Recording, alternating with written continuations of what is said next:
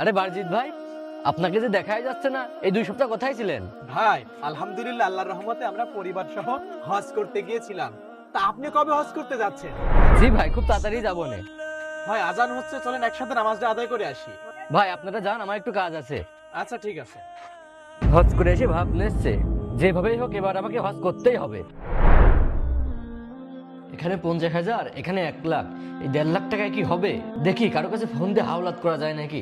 এই বছর যেভাবে হোক আমাকে হজ করতে যেতেই হবে, না হলে তো মান সম্মান থাকছে না। বাবা বাবা এই চুপ কর, আমার এখন মাথায় কাজ করছে না কার কাছ থেকে টাকা হাওলাত করবো। বাবা হজ করা ফরজ না? আরে ফরজ বলেই তো হজ করতে যেতে চাচ্ছি।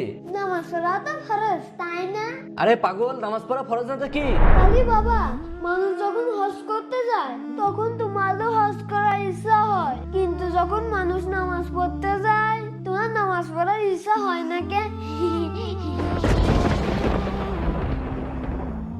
বন্ধুরা, ছেলেটি কি ঠিক বলেছে? কমেন্ট অবশ্যই জানাবেন।